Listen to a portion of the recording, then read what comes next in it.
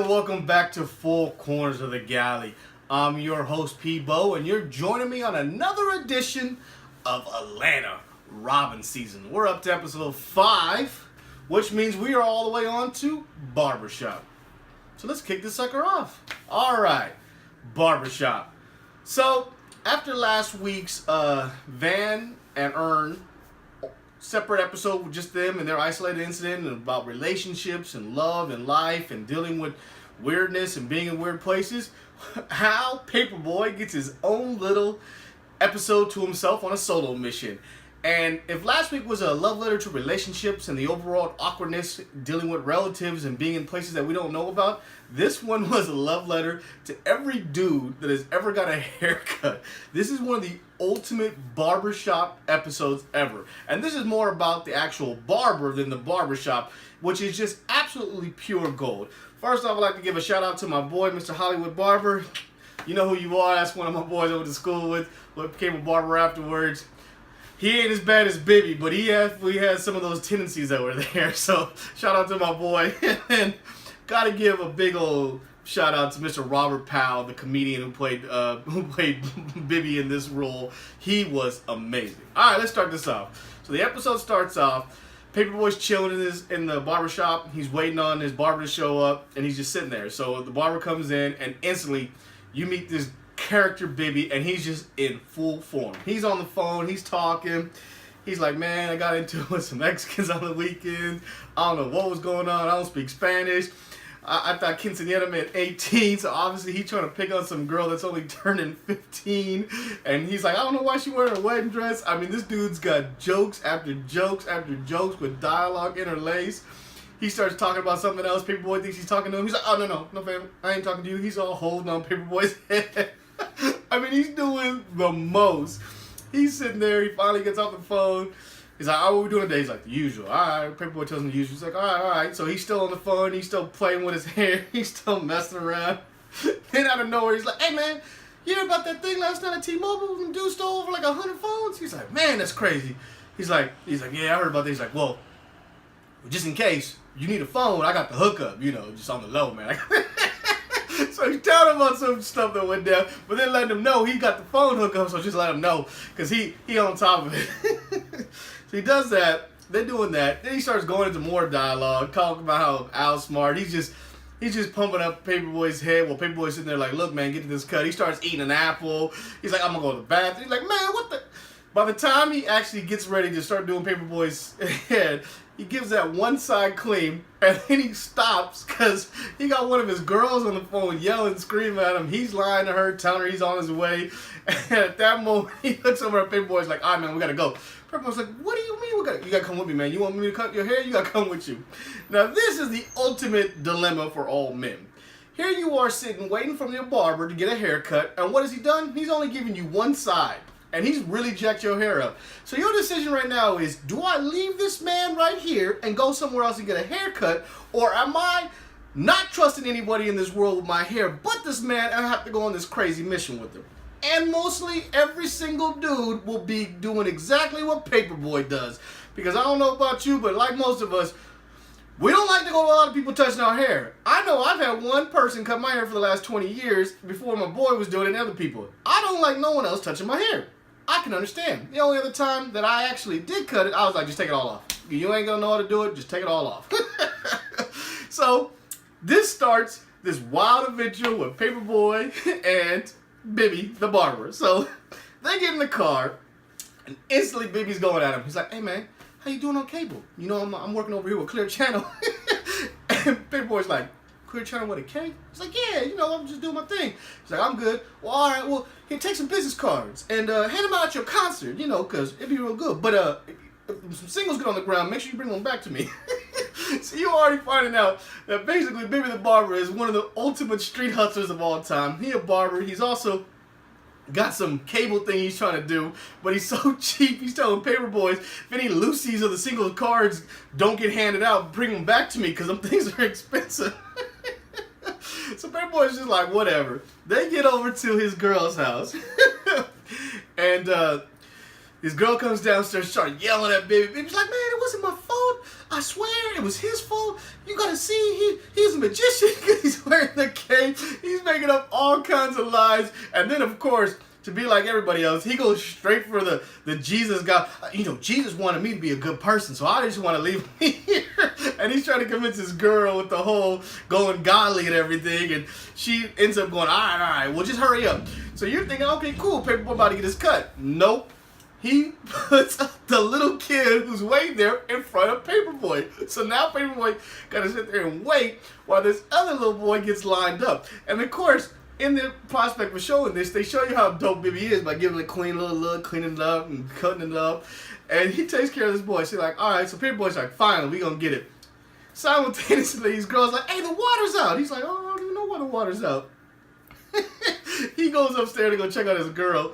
The little boy's downstairs talking to Paperboy, and he's like, so I heard you're a musician. Can you show me a trick? Paperboy's just like, man, you better be just quiet right there. He's like, why your hair all messed up? You look real funny.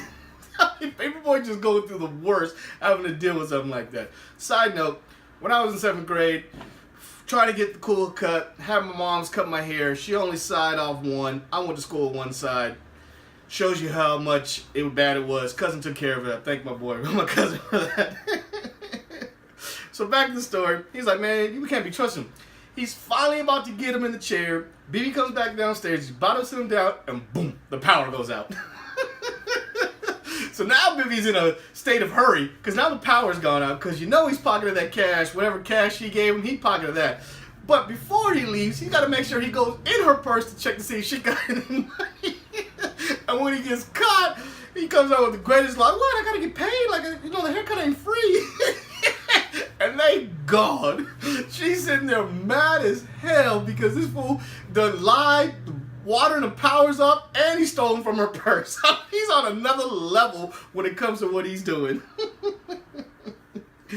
So they get back in the car, and at this point, Paperboy is pissed. I mean, he's just fuming, and Bibi's like, look, man, I'm real sorry for that. You know how these girls are. I guess I'm going to be at my other girl's house trying to show you a pimp. He's like, let me get you some food. So he tells Paperboy about this spot, I guess, in Atlanta. He's like, yeah, I like that. Let's go. So here you think Bibi's going to do right by Paperboy and take him to the spot. And lo and behold, Bibi's got his own little set of plans he's working on. So he takes him down to his basically construction site where a house is being built. He's like, man, this ain't no rush. He's like, come on, man, I got you. He walks up to the construction site and the microwave and pulls out leftovers from last night's dinner and tries to give him to Paperboy like he's extending an olive branch. Like, look, man, I'm giving you my leftovers. And he's like, man. The face of Bibi, though, when Paperboy drops in the trash, you can see, like, he was counting each little dime of food that was in there. He was like, oh, he couldn't believe his eyes. Like, he was like, that was 35 cents for that. That was 25 cents for that. He went straight up Chris Rock on you. Like, can I get my one rib? It was a great face.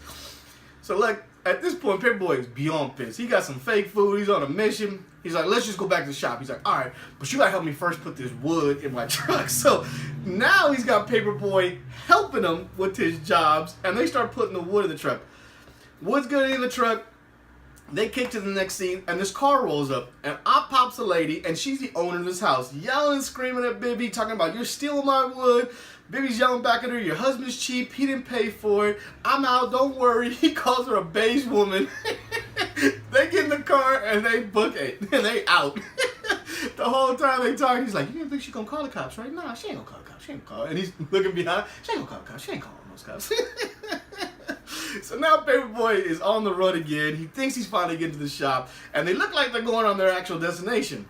Bibi's sitting there driving, and all of a sudden he sees 3 young dudes just kind of like off in the corner, and he kind of gives them the side eye, and he stares real hard, he's looking real deep at them, and next thing you know, them 3 book it. Bibi's like, oh, hell no, he's cutting around, turning around, chasing down these kids. Lo and behold, Bibi cuts them off on the back alley side, the kids stop, he jumps out and starts yelling at him, and one of the main kids is actually Bibi's son. So he starts yelling at him, talking about, man, why you skipping school? Man, I'm going to have to get on you. Your mama's going to have to know about this. He's like, man, come on, stop doing that. And then, of course, like all hustlers, he even gave his son something to do. She's like, hey, man, you handed all those street posters, all those street team posters? She's like, well, we did a couple. He's like, give me that back. And he looks like, man, you only did a few. He's like, you know I'm not going to get my $35 back. So there you go, Bibby. No matter what, it's all about that dollar and that bottom line to him. He's trying to make that hustle, trying to get that money. So he's over there and he's mad at his son. So he decides this is the perfect time to turn this into a coaching moment. I got Paperboy in the car. I'm gonna flip this in my favor. So he's like, look, man, I try to motivate you, bring down my boy over here to motivate you. And the son was like, hey, is that Paperboy in your car? He's like, yeah, that's Paperboy. I'm here to motivate you, show you what you got to do. I be working these jobs, freaking 3 jobs. He's telling him all these lies, trying to convince his son, and he out there hustling and doing his thing for him. And then his son starts going in and clowning on freaking Paperboy because Paperboy's hair's all jacked up in the car, and he starts throwing one-liners out left and right. Bibby's like, no. And this is where basically Paperboy's had enough. He steps out the car, runs up on young boy, and just tells him flat out, look, man, I'm regular. I'm regular like everybody else. I put my clothes on. I gotta wipe my butt. I gotta use the bathroom. I drink. I need to get my hair cut. I ain't got a haircut because your punk dad ain't cutting my hair right. Basically schooling the young kid. He's like, come on, baby, let's go. Come on, baby, let's go. Let's go back to the shop. It should have been the name of the title. Not Barbershop, but Baby, let's go to the shop should have been the name of this title. Because Paperboy says that more than anything else. It is classic. So now, we got Paperboy, Bibby, and Bibby's son all in the car. And they driving back to the shop. You're hoping they're driving back to the shop. And Bibby is just, he's heated. He's just mad. He's feeling like his son is just disrespecting him. He's just pissed. He's not paying attention. He's driving. He's talking back and forth. He's clowning on his son, telling him why use my expensive lotion to masturbate. I mean, he's throwing them all out. And Paperboy the whole time just like, look, man, the car, you pay attention. The road. And of course, what you expect. Bam! Bibby just runs right into the back of a car. Like somebody's parked or stopped at actually a stop line or a stop sign, and bam! So now he's hit this car. He's trying to convince Paperboy to get in the driver's. He's like, man, I'm on probation. He's like, I got warrants.